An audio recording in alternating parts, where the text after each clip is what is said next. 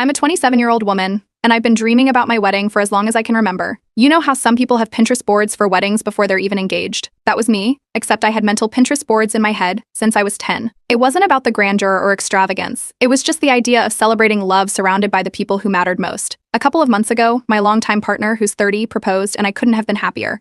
But what started as the happiest time of my life has quickly turned into a nightmare thanks to one person, my aunt. Let me set the stage a little bit. My fiancé and I aren't flashy people. We're both working professionals and pretty practical when it comes to money. We set a budget of $20,000 for the wedding. It's not huge, but it's enough to plan something intimate, elegant, and entirely ours. We found the perfect venue, a gorgeous garden space that feels straight out of a storybook but without the storybook price tag. Everything was falling into place. Now here's where things get messy. My aunt, who's 50, is that person in the family. You know, the type loud, opinionated, and wealthy enough to think her money gives her control over everyone else's lives. She throws these ridiculous parties that feel more like PR events than family gatherings, always making it about herself. She's also incredibly controlling, which is why I've always kept my distance. Unfortunately, keeping her out of this was not as easy as I thought. When she heard I got engaged, she called me immediately to congratulate me and offered to pitch in $5,000 for the wedding. That sounds generous, right? But there was a catch. She wanted input on the guest list. Specifically, she wanted to invite a bunch of her friends and business acquaintances. I declined politely, explaining that we already had a tight budget and wanted to keep it small. She acted like she understood, but that's when the subtle undermining started.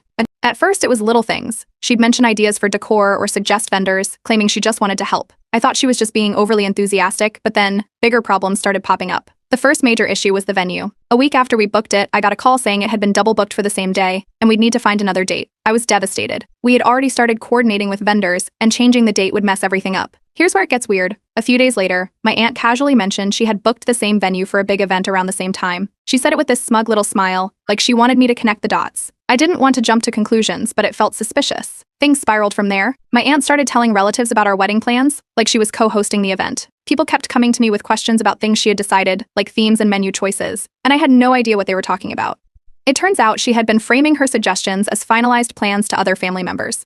My fiancé, bless him, has been incredibly patient through all this, but even he was losing his cool. He told me I needed to confront her before things got worse, but I was still trying to keep the peace. That changed when I found out she had invited her own friends to the wedding. These weren't mutual family friends or people I knew, just random acquaintances of hers. She claimed they might as well come since I've talked so much about your wedding to them. The audacity. The final straw came when I discovered she contacted my caterer without telling me. She had the menu changed to some over the top, expensive options I had specifically said I didn't want. I was furious. When I confronted her about it, she just brushed it off, saying, "You'll thank me later." That's when I realized she wasn't just being overbearing, she was actively trying to take over my wedding. I've spent the past few days unraveling all the damage she's done. My fiancé and I have had to scramble to find a backup venue, reconfirm all our vendor contracts, and deal with the fallout of her meddling. It's exhausting. And honestly, I'm at my wit's end. This was supposed